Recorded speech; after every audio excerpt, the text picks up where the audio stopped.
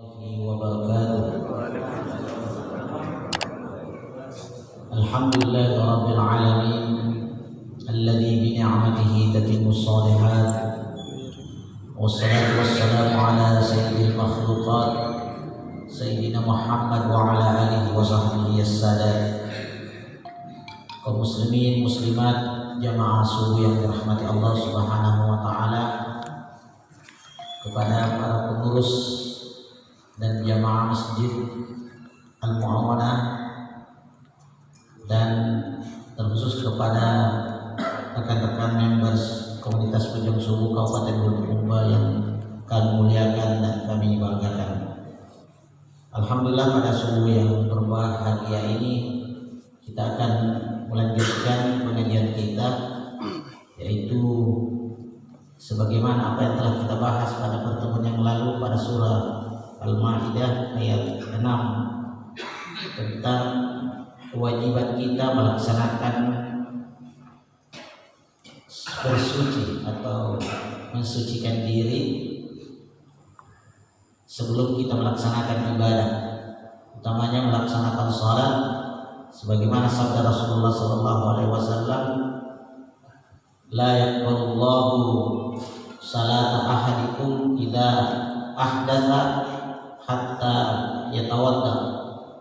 Tidak diterima salat di antara kalian ketika kalian berhadas sampai kalian berwudu. Dan alhamdulillah tentang wudu kita telah bahas pada pertemuan yang lalu, sebagaimana firman Allah Subhanahu wa taala, a'udzubillahi minasyaitonir rajim, bismillahirrahmanirrahim, ya ayyuhalladzina amanu idza kuntum ilas sholati faghsilu wujuhakum wa aydiyakum ilal marafiq wamsahu bi ru'usikum wa arjulakum ilal ka'bayn.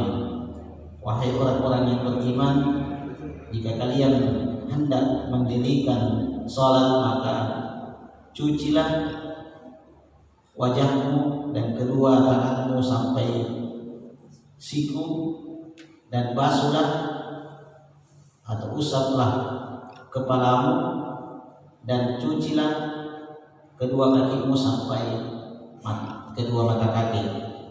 Inilah yang harus kita lakukan ketika kita berwudu, meskipun ada beberapa hal-hal yang menjadi tambahan sesuai dengan sunnah Rasulullah SAW, yaitu dengan dahulu dengan membaca basmalah, mencuci kedua tangan, berkumur-kumur, mencuci hidung, kemudian mendahulukan tangan, artinya bagian anggota kanan dan kiri, mencuci telinga, dan melaksanakannya secara berurutan.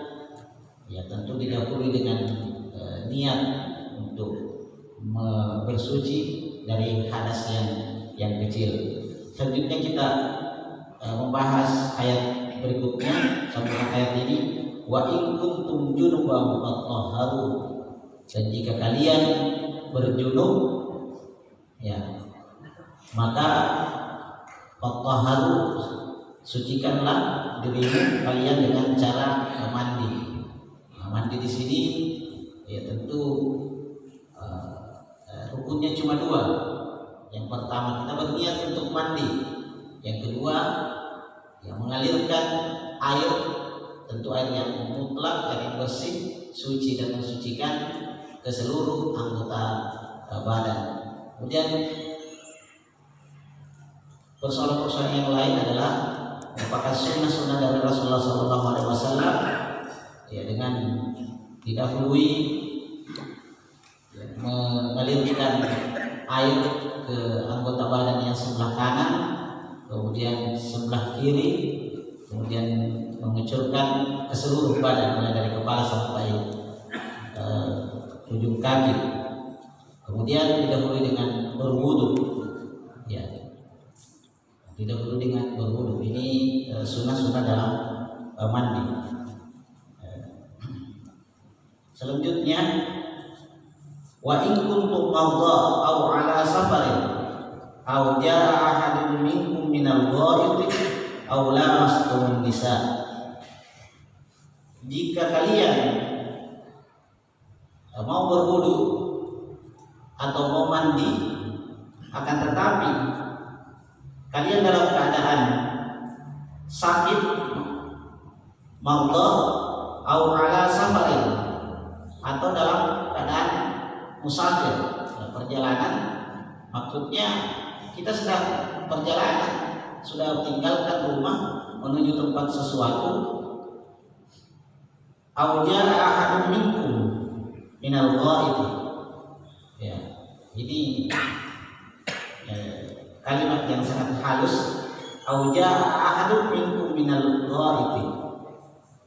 Atau kalian meninggalkan toilet. Ya, ini bahasanya kalau kita au jaa ahadun, kalian meninggalkan toilet atau WC, tempat buang air. Maksudnya kita meninggalkan WC karena kita sudah buang air, baik buang air besar maupun buang air kecil. Aula mastukun nisa, atau menyentuh kulit perempuan. Nah, ini bagi laki-laki, menyentuh kulit perempuan. Falam tajidu ma'an, kalian mau berwudu atau kalian mau mandi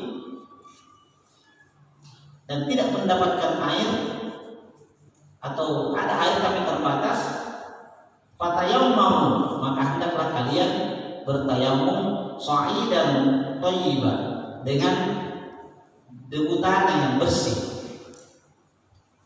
debu tanah yang baik.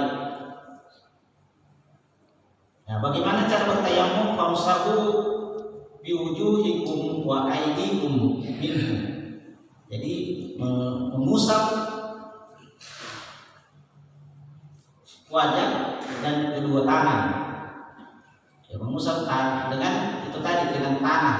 Ya, bukan tanah yang banyak ya. Apalagi kalau sudah basah-basah itu tanah, dampollah. Ya, jadi hanya dengan menggunakan debu, ya bukan tanahnya. Ya, cuma benda-benda di tanah. Ya, hanya debu. Ya, bahkan dikatakan di sini hentakan. Ya, dengan dua hentakan. Jadi sudah kita tersentuh tanah, kemudian kita hentakkan tangan, ya, hentakkan tangan atau tangan. Yang penting bergerak tanahnya yang kasar itu jatuh, ya, yang tinggal di telapak tangan kita adalah tinggal debu, debunya. Itu biasanya tidak terlihat oleh mata. Itulah yang kita sapukan atau usapkan ke wajah dan kedua tangan. Dan kita kembali tentang hal-hal yang bisa membuat kita bertayamum atau kamu bisa membatalkan mandi dan wudu kita. Yaitu yang pertama adalah maudhah. Ya, ketika kita sakit, maksudnya ketika kita sakit, jangan sampai sakit gigi. Ya, tidak semua sakit di sini. Sakit yang tidak bisa kita menyentuh air. Ketika kita menyentuh air, maka penyakit kita bertambah. Nah, ini yang dimaksud. Kemudian awala safarin, ketika kita dalam perjalanan dan sulit mendapatkan air. Ya, biasanya kan kita sulit di mana ada.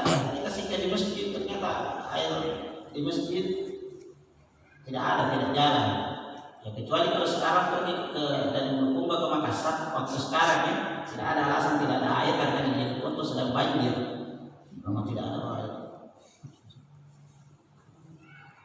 Nah, apalagi di sekitar pesisir pantai ini banyak air yang kita lewati.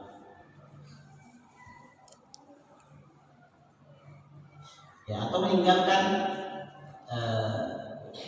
tempat pembuangan akhir, ya, WC. Jadi kita sudah buang air besar dan buang air kecil. Atau menyentuh kulit laki-laki dan perempuan. Maksudnya laki-laki menyentuh kulit perempuan, perempuan menyentuh kulit laki-laki. Meskipun di sini ada perbedaan.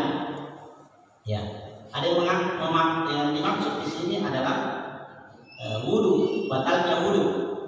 Maka kita harus berwudu kalau tidak dapat air bertayamum. Ada juga mengatakan bahwa ayat ini adalah yang mewajibkan kita mandi. Mau mandi tapi tidak ada air.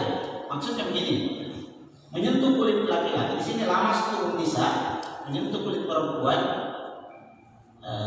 Ada yang mengatakan menyentuh secara langsung, yang bukan muhrim, ya. Laki-laki dan perempuan bersentuhan tanah itu membatalkan wudu. Ada juga yang berhadas besar, bukan lagi berhadas kecil, berhadas besar. Yang dimaksud lamas turun nisa bahwa bertemunya kelamin laki-laki dan perempuan. Ini yang dimaksud. Sehingga ada berpendapat bahwa bertemunya kulit laki-laki dan perempuan yang bukan muhrim itu tidak membatalkan wudu, kecuali kalau berhubungan suami istri laki-laki dan perempuan baru membatalkan wudu. Bukan cuma wudu, mandi juga, ya, mewajibkan mandi. Kalau pendapat Imam Abu Hanifah yang mengambil ayat ini berdasarkan sebuah hadis bahwa Rasulullah SAW pernah yang mencium beberapa istrinya, mencium pipi beberapa istrinya, kemudian pergi salat tanpa berwudu. Nah, Imam Abu Hanifah mengatakan bahwa ternyata bersentuhan kulit laki-laki perempuan yang bukan muhrim itu tidak membatalkan wudu, karena sebagaimana praktek Rasulullah SAW. Pernah juga Aisyah, sebuah riwayat, dia bangun tengah malam dan tidak mendapati Rasulullah di sampingnya. Dia mencari kemana dan dalam keadaan gelap. Akhirnya dia menyentuh kakinya Rasulullah. Ini, dan ternyata Rasulullah SAW dalam keadaan sholat dan tidak menghentikan sholatnya. Artinya wudunya Rasulullah tidak batal karena disentuh oleh Aisyah. Sehingga Imam Abu Hanifah mengatakan bahwa bersentuhan kulit laki-laki dan perempuan itu tidak membatalkan wudu. Kalau Imam Syafi'i mengambil ayat ini, lamas turun nisa, itu harus berwudu. Bersentuhan kulit laki-laki perempuan yang muhrim atau istri, ya, maka dia wajib berwudu. Ini pendapat Imam Syafi'i dan Imam Ahmad. Kalau pendapat Imam Malik mengambil jalan tengah. Ketika kulit laki-laki dan perempuan bersentuhan itu membatalkan wudu ketika ada syahwat.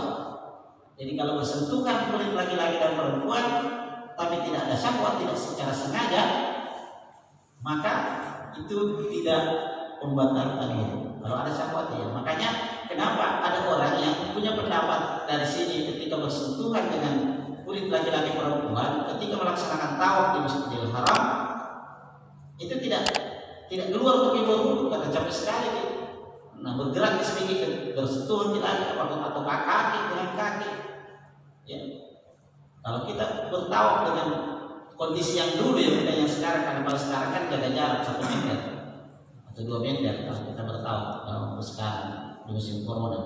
Sebelum corona orang baku himpit, laki-laki perempuan bertemu dan biasa bersentuhan kulit, dan itu membuat kalau kita mengambil pendapat Imam Syafi'i maka batal wudu kita, otomatis tawaf kita juga tidak sah. Kaum muslimin muslimat jamaah subuh yang dirahmati Allah Subhanahu wa taala. Sehingga pada kesempatan kali ini mungkin saya akan lanjut beberapa hal, ya, karena ini permintaan dari teman-teman untuk kembali menjelaskan, ya, jangan sampai kita sudah batal wudu kita tetapi kita tetap mempertahankan wudu kita sehingga salat kita tidak sah gara-gara wudu yang tidak sah atau batal. Ya, selain apa telah yang kita terangkan tadi, ada beberapa hal yang perlu kita perhatikan yang bisa membatalkan wudu. Yang pertama adalah keluarnya sesuatu dari kemaluan. Ya, apa saja yang keluar? Ya, baik air, ya, bagaimana kalau keluar batu? Ya, itu juga membatalkan wudu. Kan biasa ada batu yang keluar. Ya, itu ginjal. Ya.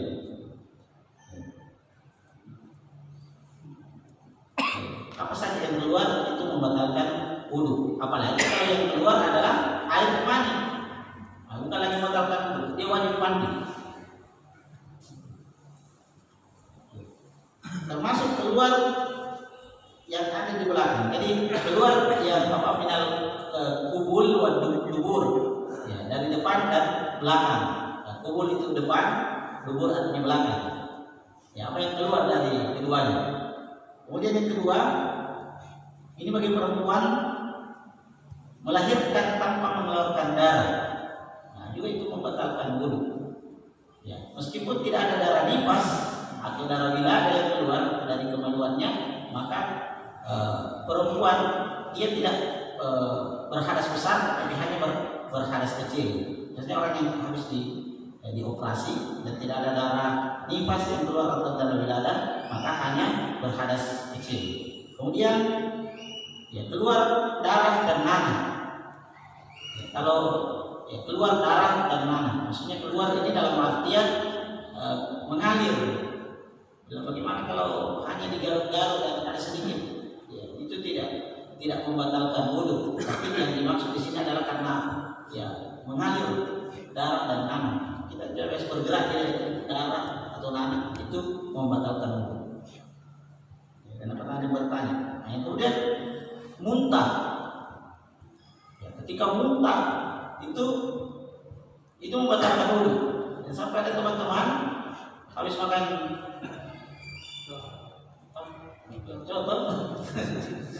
habis makan, kemudian sudah berwudu makan, kemudian langsung masuk ke masjid. Padahal dalam perjalanan ada yang keluar, ada yang memuntahkan, maka itu membatalkan wudu. Pergi berwudu kembali. Bagaimana kalau calon nih? Tidak wajib keluar. Ya, Nabi pernah seperti itu. Ya, cuma ada yang keluar dari mulutnya dan hanya melunakkan saja, maka tidak membatalkan wudu. Bagaimana ukurannya? Apa yang membedakan muntah dengan calonnya? Yaitu ya seukuran dengan luasnya mulut. Kalau yang keluar itu seluas dengan banyak seluas dengan mulut ini, ya maka itulah yang membatalkan wudu. Kalau hanya calonnya sedikit atau kalau calonnya banyak, muntah namanya. Ya, ini bedakan muntah dengan calonnya. Kalau calonnya hanya sedikit saja yang keluar, bahkan biasa ditelan. Ya, biasa ada sedikit keluar dan kita telan. Itu tidak membatalkan wudu, cukup berkumur-kumur saja. Ya, kemudian hilangnya kesadaran. Ya, hilangnya kesadaran. Ya, mungkin karena dia pingsan di perjalanan, atau dihipnotis, ya, atau tidur. Nah, ini banyak. Biasanya ya sudah berwudu di rumah, kemudian karena ada temannya yang datang atau pasangannya duduk di kursi sambil tertidur. Ya, langsung sudah pergi langsung pergi masjid, masuk salat. Nah, jadi kalau kita tidur itu membatalkan wudu, harus berwudu kembali. Ya, cuma ya ada mengatakan bagaimana kalau tidur sambil duduk? Biarpun tidur sambil duduk, kalau hilang kesadaran itu tetap harus berwudu. Ya. Bagaimana kalau hilang kesadaran, bagaimana maksudnya? Mesti tidak bakal keluar, apalagi kalau bermimpi. Ya, seperti misalnya ini hari Jumat, orang lagi khutbah atau menunggu waktu salat Jumat, biasanya tertidur, apalagi masjid ini diri. Ya, apa biasa tertidur sambil duduk. Mengorok itu wajib, ya, karena hilang kesadarannya. Ya, kecuali yang ini. Ya, Nabi pernah tertidur sambil mengangguk-angguk. Ya, sambil duduk tapi goyang kepalanya. Ya, maksudnya mungkin ada teman yang cuma dibicara dan tetap kayak mengerti, memahami, yang mengangguk-mengangguk. Nah, itu tidak, bahkan mungkin kita bisa dengar, ya, tidak hilang full kesadaran, maka itu tidak membatalkan wudu kita. Tetapi kalau meskipun duduk tidur, ya, kemudian bermimpi mengorok sambil ada yang keluar, nah itu dinyatakan bahwa meskipun bilang saya dulu yang tidak sadar ya, tapi hilang kesadaran, maka tetap wajib berwudu. Kehati-hatian kita bahwa kita perhatian jangan sampai batal wudu kita pertahankan dengan prinsip-prinsip, dengan pernyataan-pernyataan bahwa tidak boleh tidur sambil duduk, tidak menghilangkan tidak membatalkan wudu, kita pertahankan padahal sudah batal wudu kita. Ya, apalagi banyak di air. Kalau tidak dapat air maka bertayamum baru sholat. Kemudian ya menyentuh kemaluan, ya, kemaluan sendiri maupun kemaluan orang lain.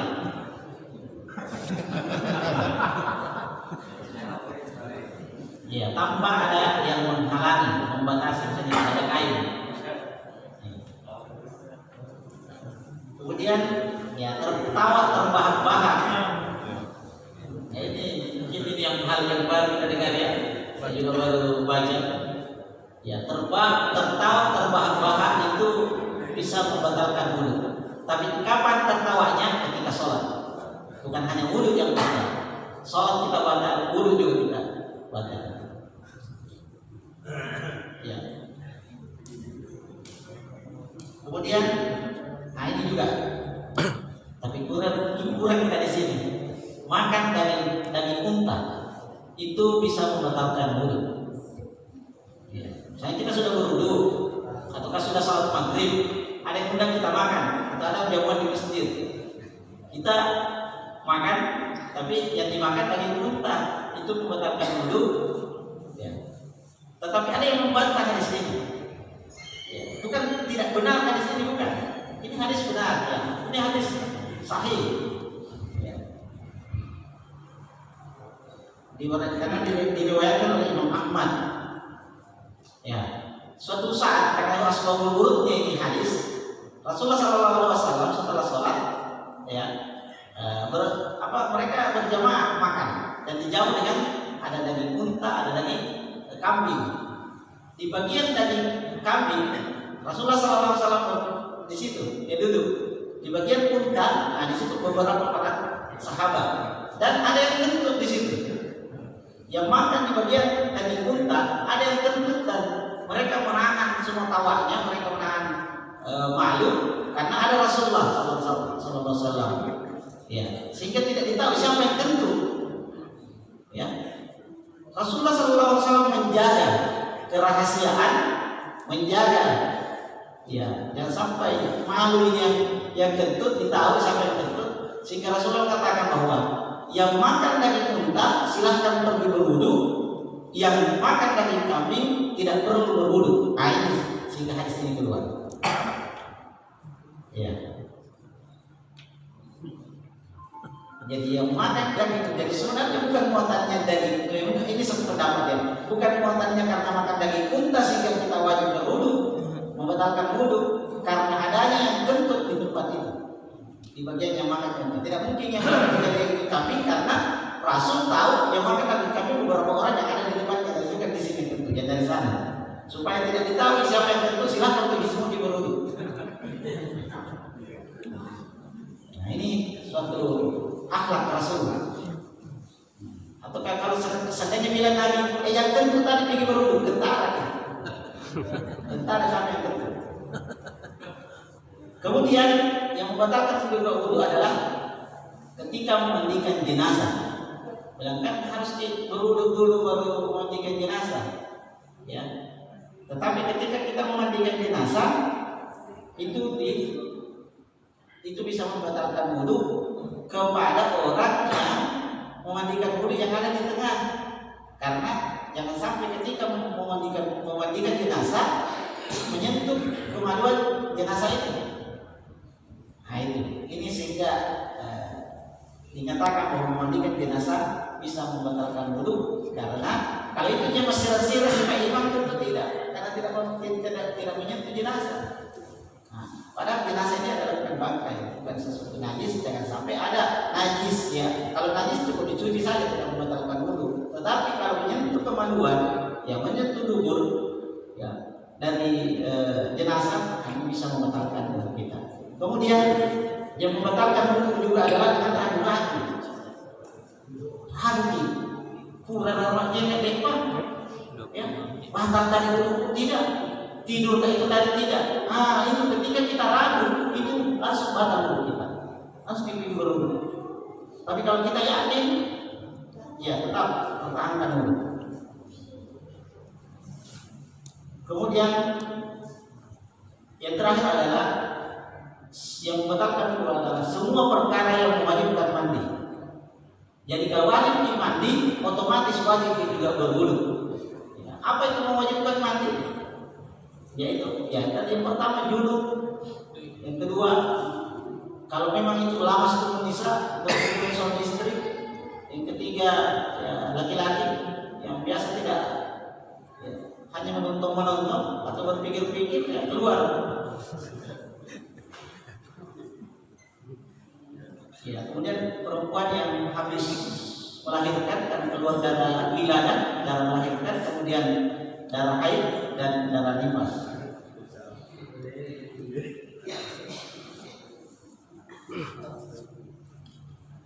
Ya, ada juga ini adalah orang yang wajib berwudu juga ketika ada orang yang baru masuk Islam. Jadi ketika dia keluar Islam pada saat itu maka wudunya batal. Jadi orang masuk Islam biasanya disunahkan mandi, tetapi diwajibkan untuk berwudu kembali. Ya mungkin ini saja yang sempat saya sampaikan. Ya, kalaupun ada yang salah, ada yang berbeda pendapat, ya mungkin itu adalah suatu hasanah perkembangan atau wawasan kita yang berbeda, tetapi tentu dasar hukum yang kita dapatkan dan kita jadikan sebagai manhaj adalah tetap dan Al-Quran dan sunnah Rasulullah SAW. Ya mudah-mudahan manfaatnya. Wallahu a'lam bishawab. Allahumma qina wa qina. Assalamualaikum warahmatullahi wabarakatuh.